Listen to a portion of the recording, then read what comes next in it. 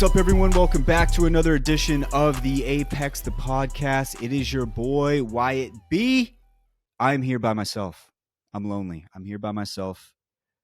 But it's not because I wanted to be, okay? It's not because I wanted to be.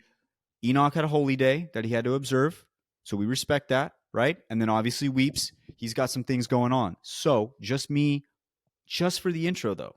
Enoch will be on the interview that we have coming up with Onmuu. Awesome interview with Onmuu.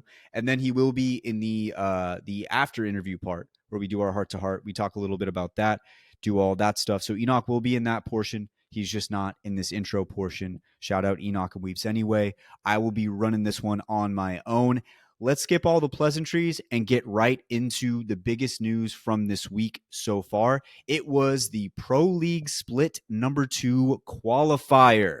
Now, this one was super, super interesting because it was match point format, but in a different way.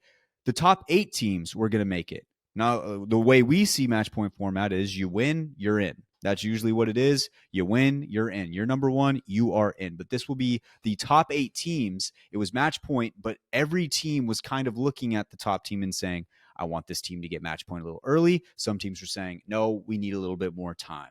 And that's exactly how it kind of went down, because when we get right down to the wire and why we brought on Onmuu, there was a reason why certain teams wanted it to end a little bit earlier and some wanted it to go a little bit longer. But let's get into all of that. Let's start off with our winner here. It was the Edgers. That was Hambino, Chase Mob, and Presley. We talked to Presley a few weeks ago talking about their run through Challenger circuit. It was, they truly just had a fantastic day. And it was like, it wasn't one of those days where they started off hot initially and it was, one or two big games and all of a sudden they're at match point and then they just had to wait till they got that right spot, got that right game. It was just a gradual point chase. Like they were just consistently getting high placement, consistently getting some kills along the way. If you look at their placements here, 7th, 3rd, 12th, 3rd, 4th, 10th, 7th, 1st. I mean, just very consistent placements there. The lowest they got was 12th, which I think in an 8-game series, you ask any team, like the lowest placement you're going to get is 12th. I think they would say that's probably a good day. That's probably a good day for us. So they had a very good day. So shout out to the Edgers. They are the winners. Doesn't really matter as far as, what placement they're going to get moving forward into Pro League. All 8 teams are in Pro League no matter what, but they won the day. And that's got to be a good, big confidence boost for you guys moving forward. So shout out to the Edgers. Number 2, we had CCE, UCX. That was Cobra, Trev Stacks, and Cap. It's almost the exact same situation as the Edgers. Lots of consistent placement. They never got a win on this day, but I believe their lowest placement was 12th as well. And other than that, they had a ton of 3rd place finishes. They were just always in the top 3. They were consistently there. It seemed like every single time you tuned into a late game, they were there. They were chilling in the final circles and getting themselves some points. So that gradual point get is going to be something that, in Pro League as they're moving forward, if they can get that same kind of consistency, they could be a dangerous team moving forward. Number 3, we had Team Weave. That was Riley, Shinny, and LOTR31. They had a win on this day. They had a 12-kill win. They also had 2nd place. They were kind of wishy-washy. They were one of those teams that benefited from having some big games and then some other games that they'd probably want to redo, maybe some bad placement, bad rotates, but they are still going to be making it into the next round. Not going to lie, those are some newer names to me, except for Shinny. Know the name Shinny. But those are some newer names. So not a whole lot of information on the team as it stands right now, but we will be seeing them in Pro League Split number 2. So we will be getting a lot more acquainted with them as we move forward. Number 4, we have NGNL. That is Wave, J-Trips, and Wales. They had 2 wins on this day. They also had a 2nd place and a 3rd place. So you're looking at them and you're saying, okay, they were consistently in end games throughout the day. I believe their worst placement was the 17th. But other than that, everything was around the top 10 and then around the top 5. So NGNL, they were having themselves a ball. A lot of kills in their games as well, too. They lots of kills going in their direction. So shout out to NGNL. Number 5. Now, this is a big one. Albrelelli's team is back, and Albrelelli will be back in Pro League. That was Albrelelli, Retzi, and Jalone. I hope I said that right. I have no idea. Gamer names get me every single time. Hand up, that's on me if I got that wrong. Gamer names, they throw me for a loop every single time. That was Team Stallions sitting there at 5th. Now, here's the thing with Stallions, right? Albrelelli, I think it's just better for him to be in Pro League. I think it's just overall better for the sport if Albrelelli is in Pro League. And I know, sometimes he can get a little wishy-washy on whether or not he wants to play professionally or not. We did have one interview with Albrelelli. If you haven't listened to it yet, go check it out. It was a few months ago. And the one thing I can say about him, he was very candid in that interview with how exactly his thoughts and feelings were with the state of Apex. I believe at that time he was playing with the Lanimals. And I think when you're younger, and I think Al suffers from the same thing I've talked about on the past in this podcast with the staring at the ceiling type of nights. Obviously last Pro League split did not go well for them. Lots of bottom placements, lots of like 0-point days, 1-point days.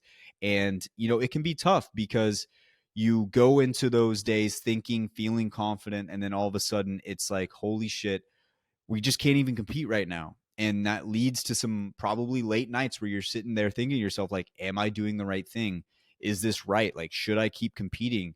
Can I keep doing this? Am I washed? Like, there are probably a lot of different thoughts that go through your head when you're having that sort of, failure happen over and over and over again. But I think Albrelelli, I don't think that itch will ever go away from him to play competitively. It's something that he enjoys doing, and at the very beginning of his career, he was very successful at. And I think he wants to continue to go after it and do that. We've also talked a little bit about the injury stuff, like some of that stuff. I believe right now he's sticking on controller, and I think he's trying that out, and it seemed to be working really well. If you look at their day here, they had a very interesting day. Lots of highs, but then followed by lots of really bad lows. They started off the day with the 14 kill win.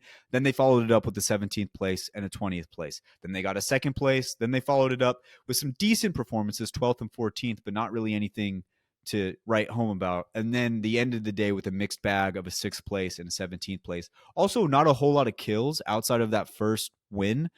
So that's something you're going to want to be looking at. And the team's probably going to want to break down and figure out where exactly they can exceed a little bit more in that department. But I think overall, getting back to my main point, having Albrelelli in Pro League Split 2 is good. And hopefully on this next run, he's going to be able to solidify himself a little bit more and try to find some sort of place of consistency where he can feel at least that he's doing the right thing and that he can continue to do it moving forward. Because it's tough, man. Like, I see a lot of people get on him about retiring, then unretiring, retiring, then unretiring. But you got to remember, for a guy of his caliber, he's just a competitive guy and he wants to compete. He wants to get better. He wants to keep going. But it's also paired with the fact that failure a lot of times can make you rethink all the things that you're doing. And it really comes down to the ability to work past that and try to improve or just give up. And I don't think he's the type that truly wants to give up. He might say that outwardly. We've seen the retirement things a few times, but I think deep down he knows he can't. It's just in those moments of weakness when he's struggling a little bit, that's when it comes out. Now, I don't know for sure because I've only talked to him the one time. I'm speaking for him here, but I feel like he's a guy who just loves to compete. He wants to keep competing. This is what he wants to do. It hasn't gone his way up to this point, but he wants to make it work. And so I'm hoping for him. I'm praying for him. We'll see how Stallions does. Let's move on into team number 6. These are my personal favorites. Team Temper. We've got Addy Avant, Cloaked, and Call Spades. If you remember, we interviewed the whole team a few months ago, I think before Pro League Split 1 had started. They had made it in. They were the last team to make it in last time. I think they beat the Tripods by 1 point, and they made it in. Now, here's the thing about Temper, right?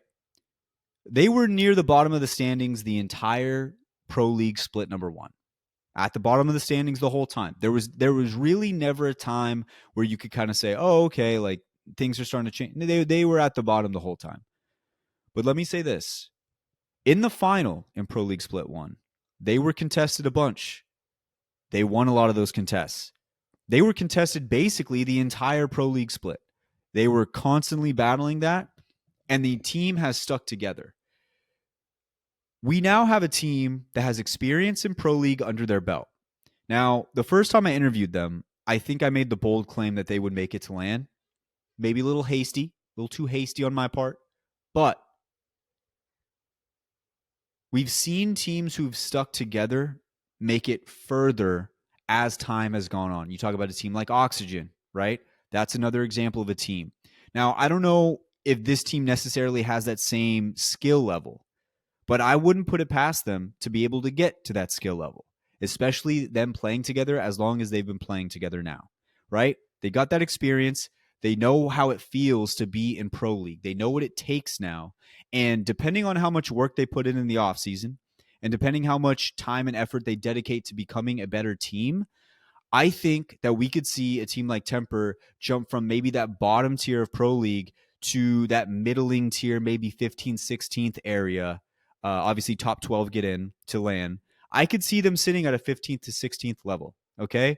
Now, there's a lot of different factors that could go into this, and still they are a smaller org, and POIs are going to be hard to come by, and they're probably going to get bullied a few times. But the one thing they did say in that interview, if you go back and listen to it, is they enjoy the idea of contesting. They don't give a shit about ego. They don't care. Right now, to be honest, they don't really have one, right? They're trying to create a name for themselves. And so it doesn't matter to them how many times they get knocked down and have to get back up. They're going to keep doing it. And you've seen it once again. They've made it back into Pro League split number 2. I would be keeping an eye on Temper, not necessarily to make LAN, but as a team who replicates an Oxygen type of run where maybe it's not happening for them at first, but as time goes on, they continue to get better. I want, if I see Temper sitting at like a 14th, 15th area, I'm feeling good. I'm feeling good moving forward. And I'm really rooting for them because I like those guys a lot. And we'll probably have them back on to talk once again about making into Pro League and seeing where they're at. But yeah, so Temper has made it back in. They are sitting at number 6. Number 7, we move on into board. We've got AO. Once again, gamer names. I apologize if I mess these up. AEO, MJ, Wizard Coin. They made it in. They were number 7. They had 54 points. And right behind them was the Tripods. Now, just one split ago, they missed Pro League by one measly point. But things have gone their way this time, and they made Pro League by one measly point. They had 50 points. The Meat Lovers had 49, and they were able to move on. Now, I don't want to say too much about their day because we're going to get into it with our interview here, Onmuu. But I will say this. Seeing the Tripods in there, obviously, Onmuu stepped into Nick Merckx' shoes. And I think because of that, the Tripods already has a following of people who kind of want to see them do well, see if they can succeed. And I think that them being a name like the Tripods is only good for Pro League split number 2. The more names, the more people we see that we know, and to the more casual fan, the more names that they see and know. I think it's just better overall. And I think with a guy like Onmuu, who is now the IGL, I mean, everybody knows I've been sticking with him since his 100 Thieves days, Congarna days. I really like the guy. I think he can make it work. And there's going to be a lot of meta changes coming up here pretty soon, and we're going to see how that shakes out.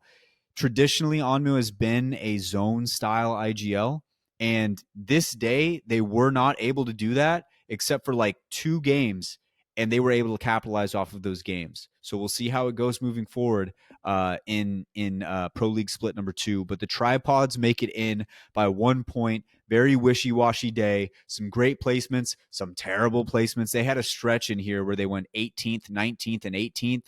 And then they followed it up on the final 2 games with a 2nd place and the 4th place, which really catapulted them into the spot that they needed to get into to make sure that they qualified for Pro League split number 2. So that was your final team, and that was the 8 teams that are making it in to Pro League split number 2 from this last chance qualifier. No, I don't think this last chance qualifier. I think they're still going to have that. But the Pro League split number 2 qualifier, some teams that did not make it. You had the Meat Lovers. They did not make it in.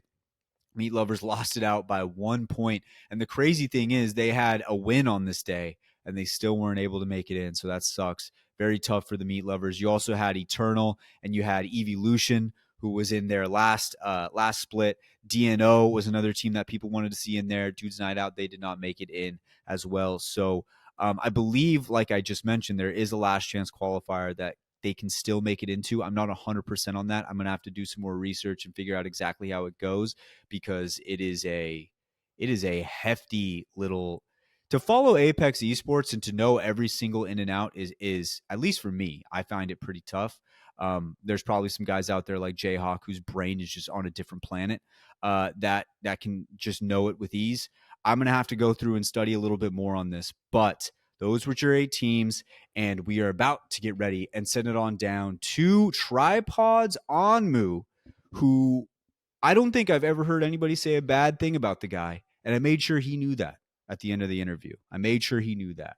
But it's going to be me and Enoch and Onmuu. Once again, with this interview, though, he was on a time crunch, so it wasn't our typical full hour interview, unfortunately, like I normally like to do. It was just about 30 minutes, but it was a full, juicy 30 minutes. It was a good, solid 30 minutes with Onmuu, and we're excited to see what goes down in the future with the Tripods and with the rest of these other 7 teams that are going to be making it into Pro League split number 2. So, ladies and gents, without further ado, let's send it on down to Onmuu and talk out how the Tripods made it in. Let's hit a quick ad and get into it on the other side. All right, here we are, ladies and gentlemen, with a very special guest. Second time on the show. Tripods this time. Last time we talked to him, he was 100 Thieves. Tripods this time. Onmuu joins us once again. Onmuu, how are you feeling, my man? I'm sure it's pretty good, but I want to hear from yourself. How are you feeling? I mean, feels good. Not specifically at the moment because I just woke up from a nap, like I told you guys. But I mean, Apex-wise, feels great. Yeah. Well, how if you had to rate the nap 10 out of 10 or out of 10, where are you going? I had to give it a 7, to be honest. I mean, it could have been better. One of those. I mean, you can't really rate a nap that bad. I mean, anytime you get a nap, and it's usually above a 6. But that's what I'm saying. I love it. Well, dude, it's been a crazy ride for you guys. For people who don't know, obviously, Tripods will be in Pro League split number 2, and it was a hectic ride for you guys. I'm sure there's a lot of stressful moments, but the one moment I think of initially, right off the top, is right at the end, you guys figuring out that you guys are going to be going to Pro League Split 2. Everybody's freaking out. Everybody's going crazy. I mean, it's been a crazy last few months for you personally, I know, and just kind of going through it. What did that feeling, how can you encapsulate that feeling in your own words?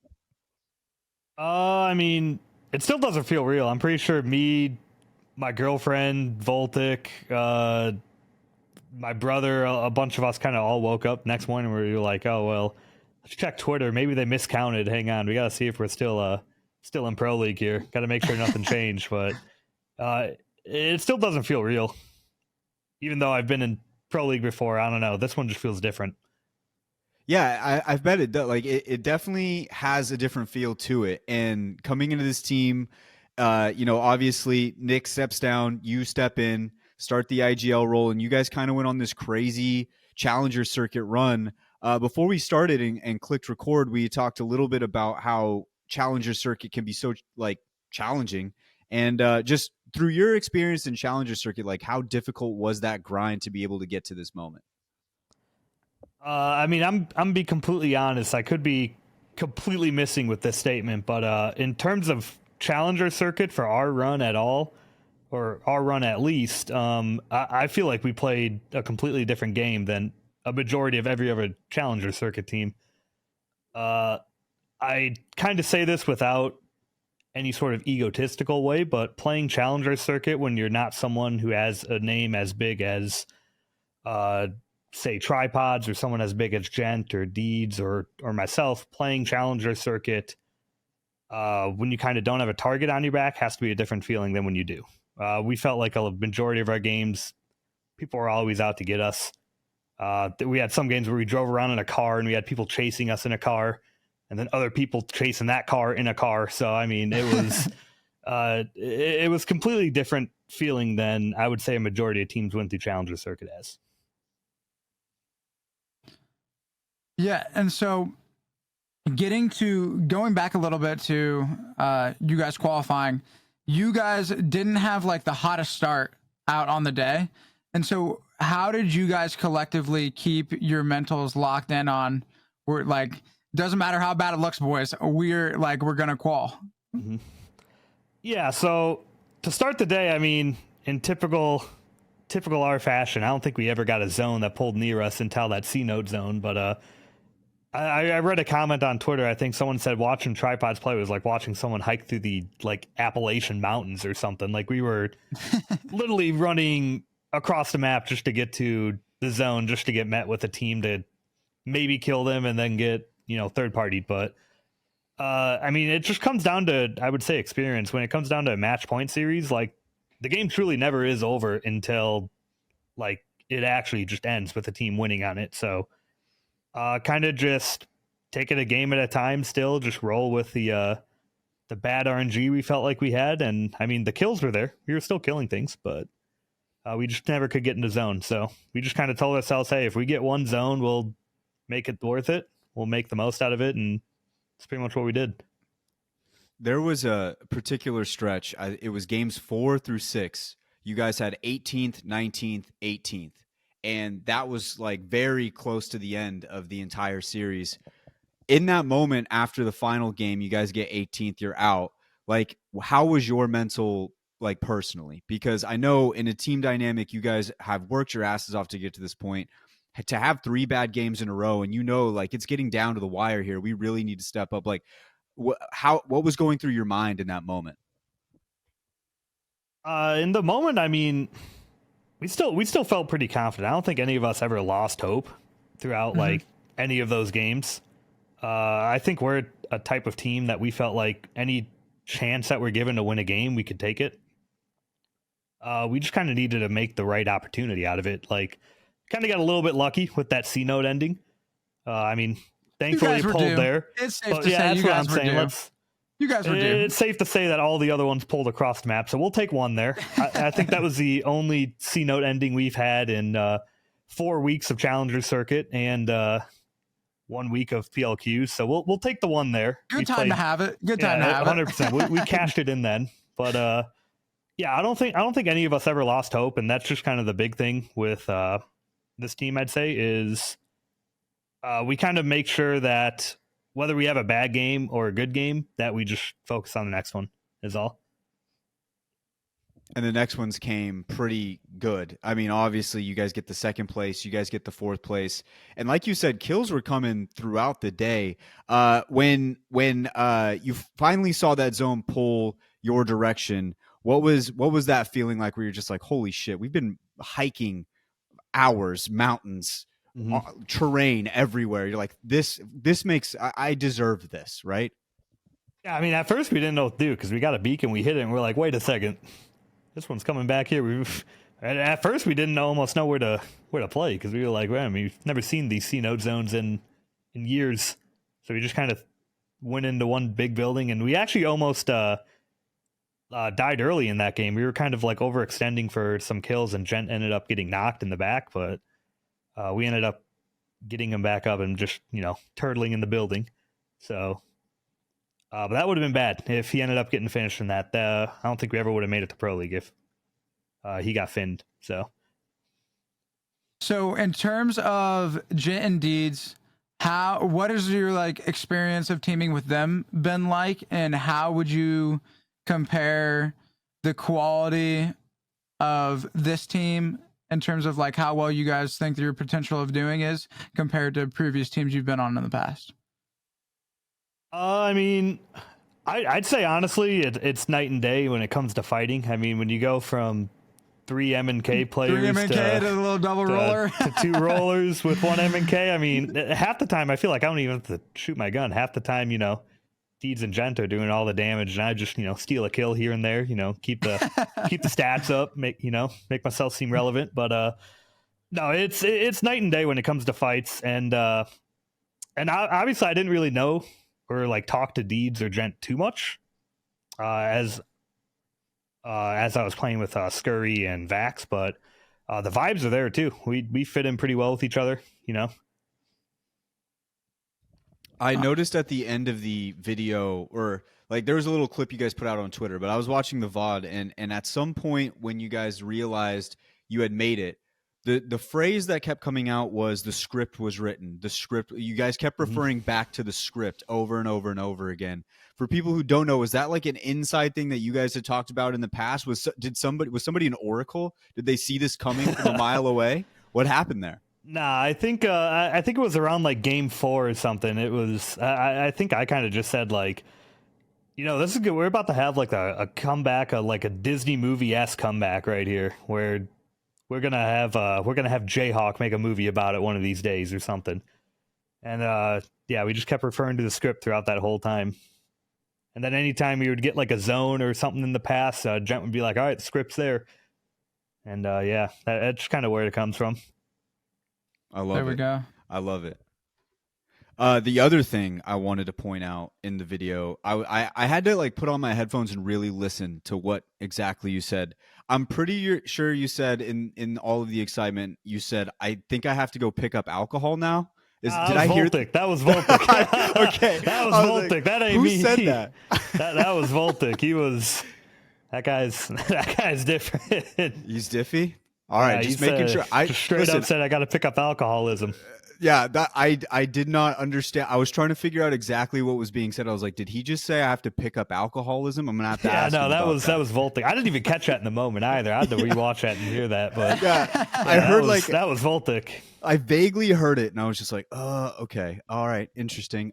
Speaking of Voltic, how big has he been helping? Because listening to the post games, every time you guys had died and gone back to lobby and stuff, he had a lot of input. He was helping you guys out a lot. It seems like a lot more teams now are getting a coach, or at least somebody there who can kind of talk it out with the team, help them figure out exactly what went wrong, but also just be there emotionally supporting everybody. How big has he been to help you guys out? Yeah, no, Voltic doesn't do. Nah, I'm kidding. Voltic, I'm just really good friends with Voltic. I give him shit a lot, and it's actually kind of funny because whenever I give him shit, I'm pretty sure when I first started playing, I'm pretty sure Gent and Deej Chat didn't know that I was actually good friends with Voltic, and they thought like I actually hated him.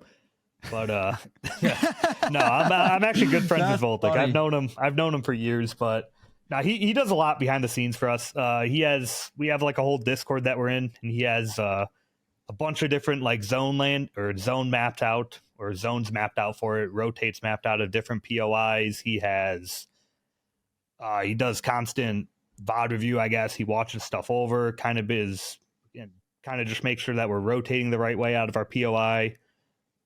He kind of does it all, to be honest. So he's definitely a pretty good resource for us. Where could he improve now that we know you guys are friends? Where does Voltic need to improve here? Your own personal opinion. I told him this in DMs too, but there were times where like he I guess he wouldn't be as, I don't know, like when you come down to a coach, especially when you're friends with your coach, sometimes it's hard to give the type of feedback, or you don't want to tell your friend something they don't want to hear.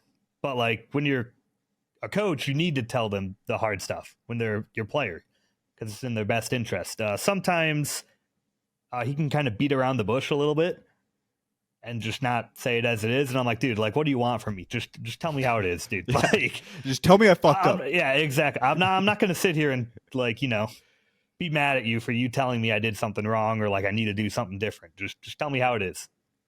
There we go. Yeah. I feel like that's the one big thing you could improve on.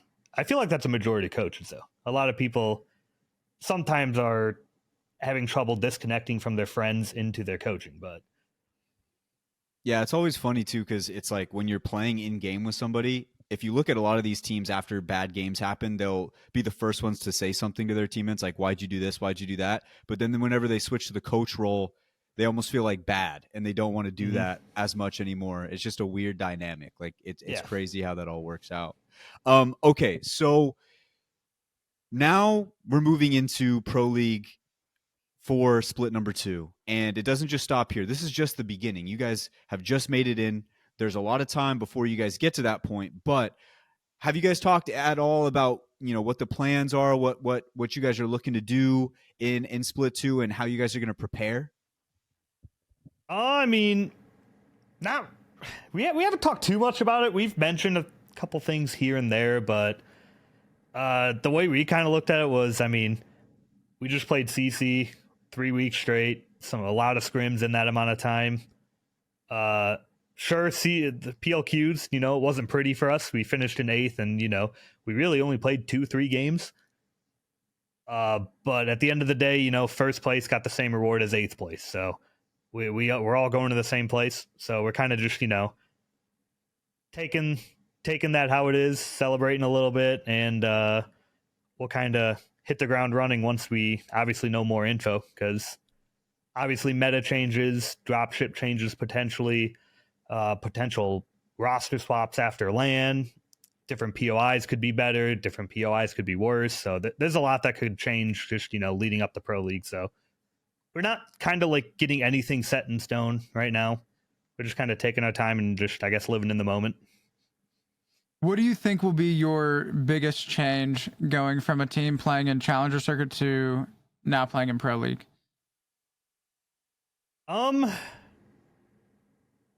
Biggest change. I mean, I feel like we wouldn't get grief too much anymore. I mean, every series we were getting jumped on by a different team that was sitting like 17th or 18th, just wanting to just land on us just out of nowhere, or just wanting to run at us for no reason, or chase us in a car. Like, I don't know. It was crazy.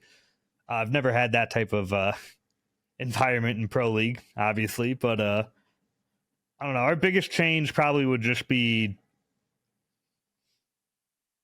I don't know. That's tough to say, because I mean, we kind of played CC like a Pro League team, or like how a Pro League lobby would play out.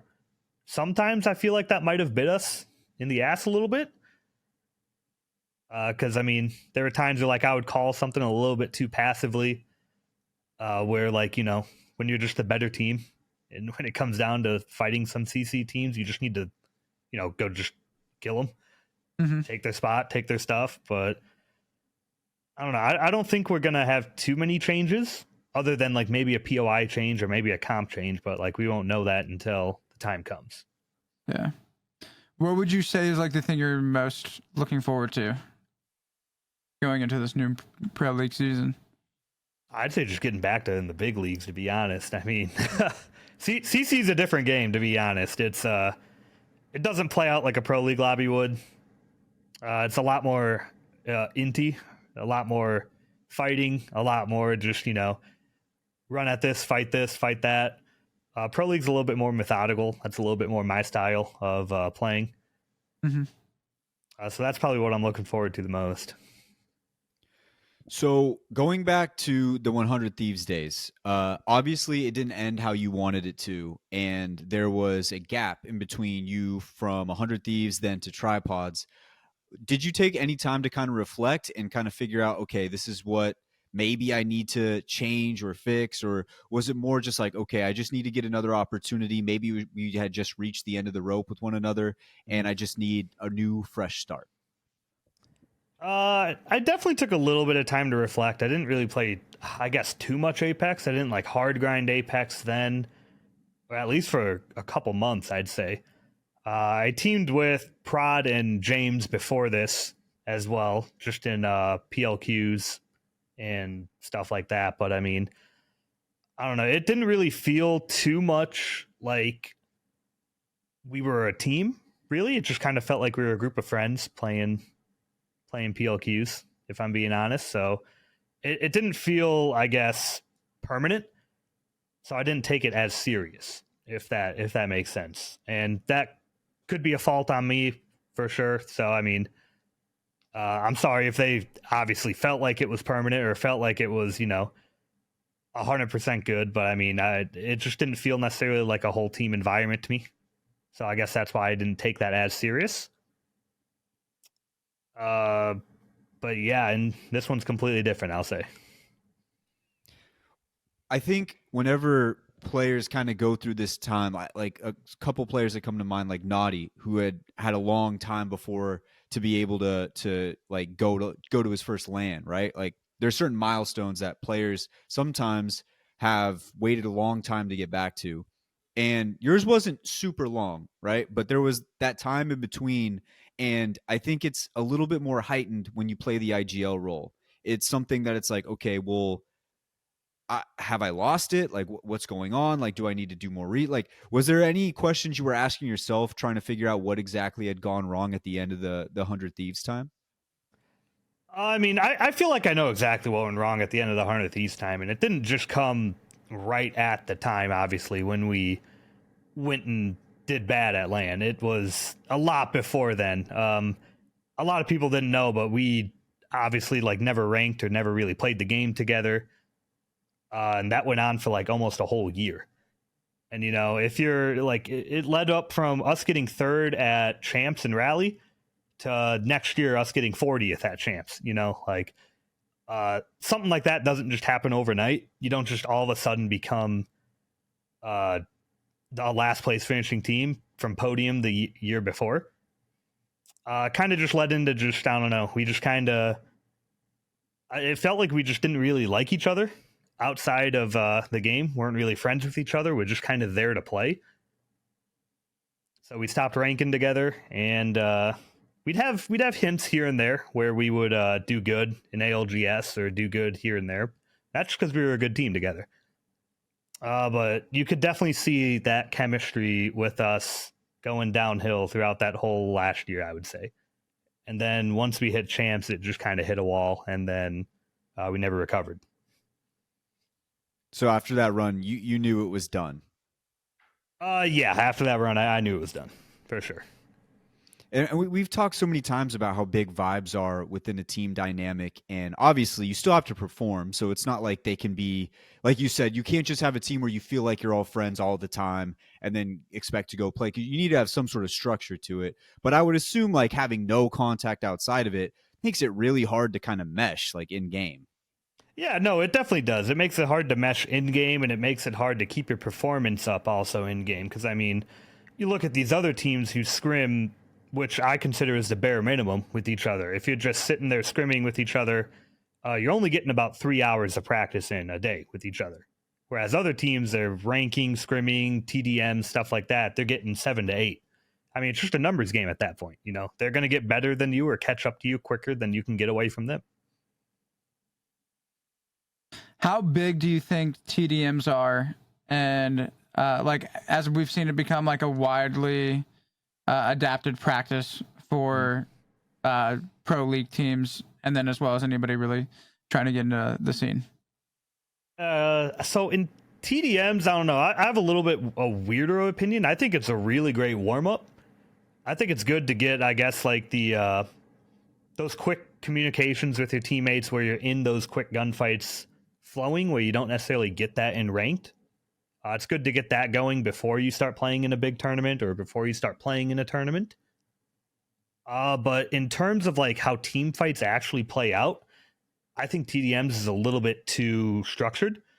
It doesn't necessarily feel like an actual in-game fight would play out, if that makes sense. No, that's fair. It's just kind of good to get, like, I guess, the communication going. Obviously the gunny going. It's good for that. But in terms of just like basing how your team would fight in game, if you base that off TDMs, I just think that's a little bit too structured. It's a good take. I wanted to go back to your IGL style a little bit, because as we knew you in 100 Thieves, it was very zone, like very zone heavy. Now you have two controller players, some gunners. You got some gunners, and you know, obviously dogs, man. You got some dogs. You got some dogs. And I know it wasn't 100% your choice, but it seemed like you guys were running a lot more. Like you said, zones were going everywhere. If it was still up to you and like you guys are playing at a LAN, are you still going to kind of stick more to that zone style, or with these two dogs, are we going to start playing a little bit more edge?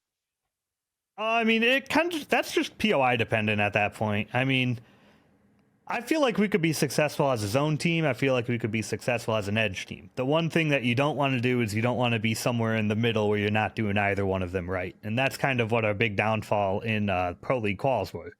Obviously, we were landing C-Note. The zone was pulling to like Thunderwatch and like to, God, I don't even know where else. It was pulling across the map. But obviously, when you have an edge POI like that and you're going to be on edge, you need to not worry about getting the zone. Your goal should be to just kill 2 teams. You get around 7 points that game, that's a good game. You get 7 points every single game, that's putting you at around, 50 points in 6 games? That's a top 5 finish. So if you can do that consistently as an edge team, that's all you can really ask for. So instead of, I guess, like playing edge or being on edge, just worrying about getting the zone, we just need to look for kills, I guess, at that point. And I think that was our biggest downfall. And you guys were getting some kills too. There was some kills we were coming. Getting kills. We were getting kills. I mean, you look at the scoreboard, and you guys had qualled above the next team below you by 1 point. But if you look at the kill difference, I think you guys had 32 and they had 23. So you guys were getting kills. Mm-hmm. And one thing I noticed was your guys' World's Edge, the composition was interesting. You guys ran the Loba, we took a gamble Rampart, on that one. I ain't Bangalore. gonna lie. What a wild combination. Go through the process on figuring that one out. Well, the thing is, the day before, we obviously decided to land Countdown in that round. So it's a little bit more of a better zone POI, and the zone's pulled a little bit closer to us. And we scored 120 points in that round. So, like, we smoked it, and we won, I think, 2 games on that comp. So we were like, yeah, I mean, we get zone. This comp's great.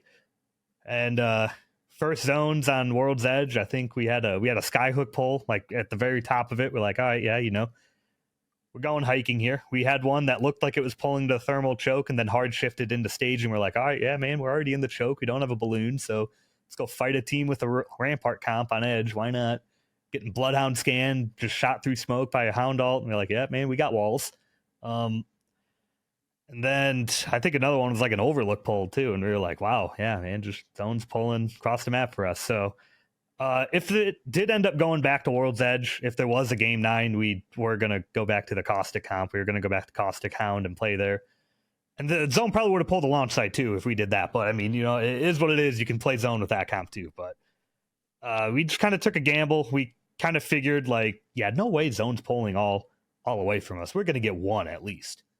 And all we really needed was 1. Like we showed it at C-Note. If we got a zone with that comp, I feel like we would have won that game pretty convincingly. Yeah, when I saw it, I was like, "This is interesting."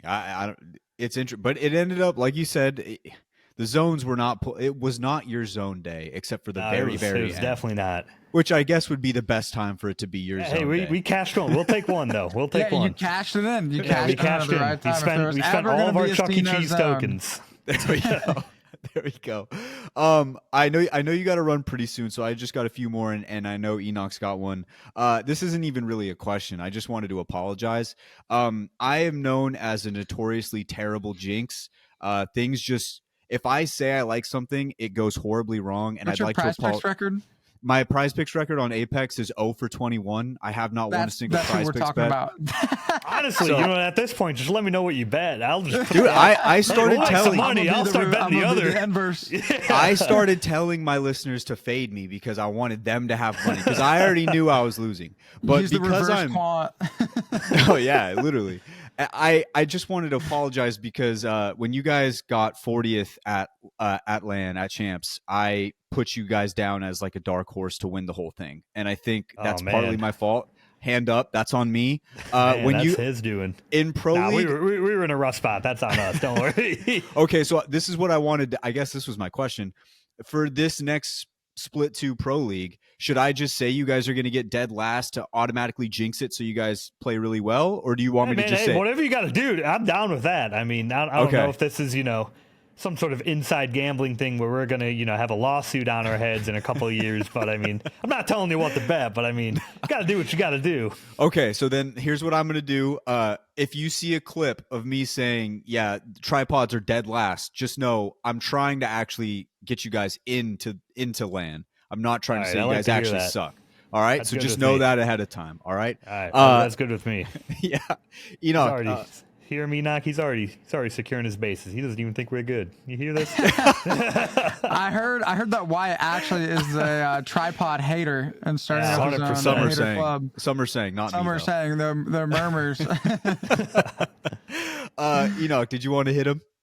Oh yeah. Okay. So Amir, I obviously already asked you the question I ask everybody who comes on the pod first time you were on, and the good thing is I have a question that I ask everybody who comes on for their second time.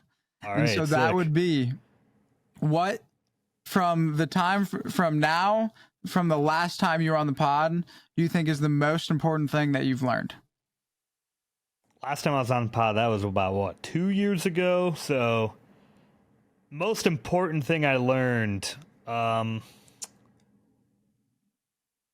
a tough one. I've learned a lot in 2 years, to be honest with you. Rattle Fair. a few off. Honestly, the biggest one is probably just, this goes for everyone competing or anyone playing video games. Don't take it for granted. You're doing what you love as work. Sometimes, we sit here and we complain on Twitter. We're like, all these developers stink, dude. The games got full of cheaters. Like, why aren't we doing anything? Why don't you guys do anything about the game? The meta's terrible. But in the end of the day, we're over here playing video games for a living. We're able to work from home for a living. We're able to do exactly what I would assume a majority of people want to do for a living, and that is just doing something that you enjoy to do. So don't take that for granted, and don't miss any opportunity that you get. And just make sure when you do get your opportunity that you hit a home run with it. Hell yeah. That's beautiful. That is beautiful. Okay, one last question before we let you go. You brought up the car chase a few times. How did that game end? I want to know how the car chase game ended. I think Gent ratted it like a 10th or something, but okay. It was. Hold on. How is that man as good of a rat as he is? He's a ridiculous rat. He's a ridiculous rat. Like, that man is the king of the rats, and I mean that in absolute no disrespect. Oh yeah, no. Man, I feel like every single time I would ever get out, it would somehow go to like Gent ratting his way to a top 5. There was a time in CC3 where it was me and him ratting, and he ended up dying to another rat, and then I killed that rat, and then I was on like one side of Countdown or something, and he's like, "Oh yeah, just listen to me," and he just like would tell me where to run, and I ended up somehow under the needle, like outside of Landslide, and then ended up getting second with some extra KP on it. I'm like, yeah, I mean, hey, dude, I'll take it. Yeah, keep cooking. You do you, man. I mean, I'll move the character. Just tell me where to stand.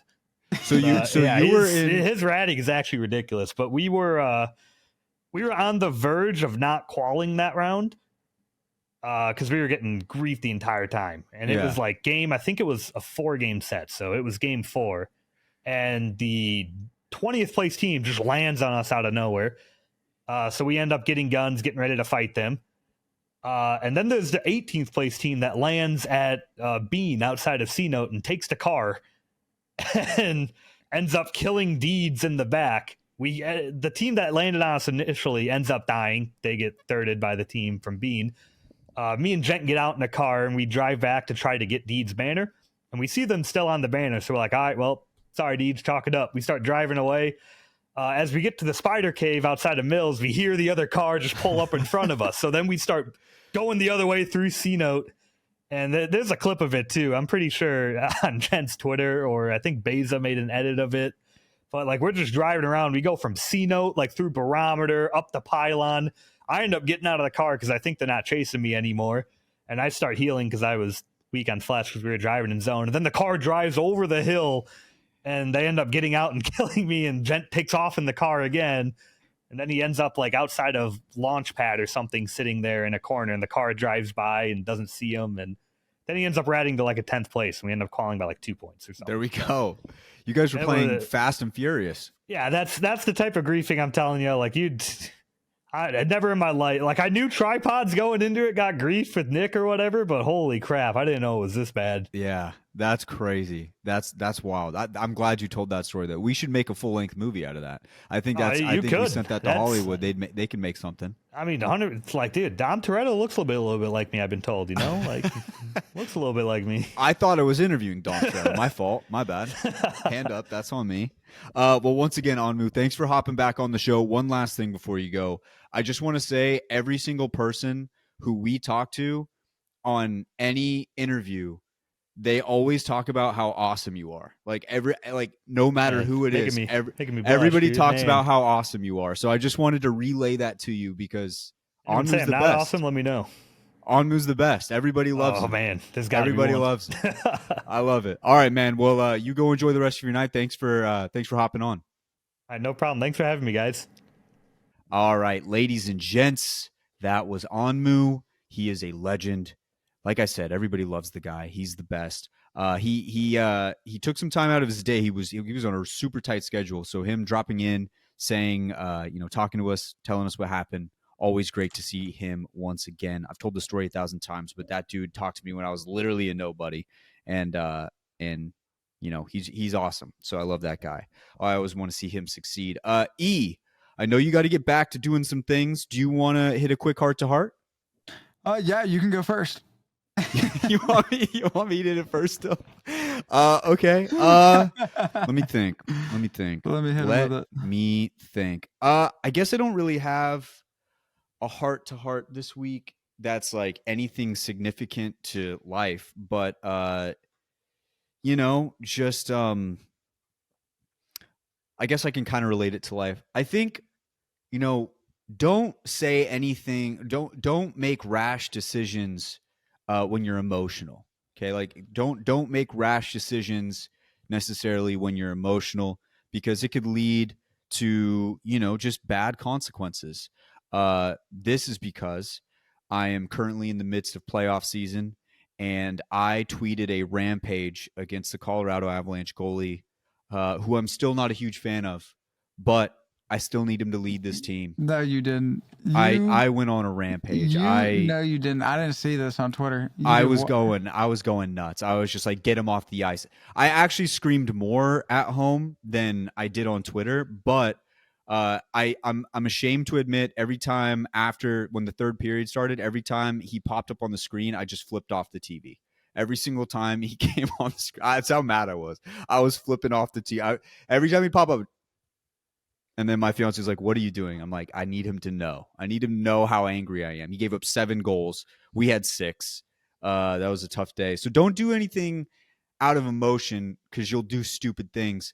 The other thing relating to that is the new Denver Bronco uniforms came out, and I think I said I wanted to jump off a cliff when I first saw them. And then today I was re-looking at them, and I kind of convinced myself they're not that bad. The orange one is not that bad. The blue one's not that bad. And the white one is okay as long as they wear white pants. If they wear blue or orange pants, it looks terrible. But if they wear white pants, not that bad. And not to mention, they brought back the 1980s and 90s throwbacks, which I've always wanted to see in my lifetime. I've never gotten to see them. And they're bringing them back, I think, for like 2 or 3 games a year.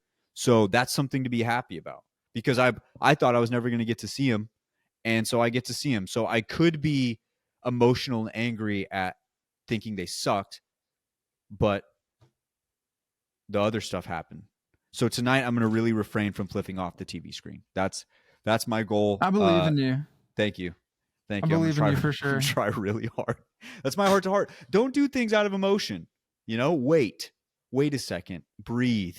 Everything will be okay. Even though we will probably get swept and lose, and our team will fall apart. My rabbi's advice is to never write or type or do anything online in an emotional state. It's probably what I should do. That advice might have served you well. That's all. Honestly, I almost exclusively type things out on the internet when I'm in an emotional state, and I need to. I only get on when I'm pissed off or really fucking happy. Yeah, that's kind of where I'm at. So okay, I mean, you do you. I gotta fix. No. I think he makes a great point. I should probably not do that, but is what it is. Enoch, your heart to heart.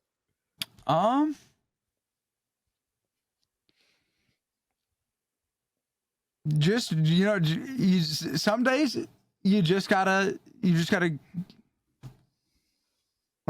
never lose sight of the success that is there, And so there you're gonna have like some days where you're gonna wake up and you're gonna like put in that work and you're gonna be like, okay, like let's go. Like but like not every day is gonna be a banger.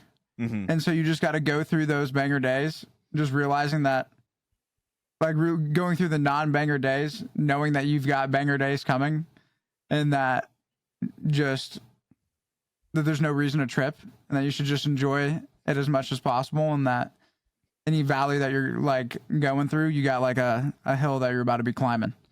And while you're doing that, just have more gratitude. Gratitude. Let's say we gotta mention it at least once.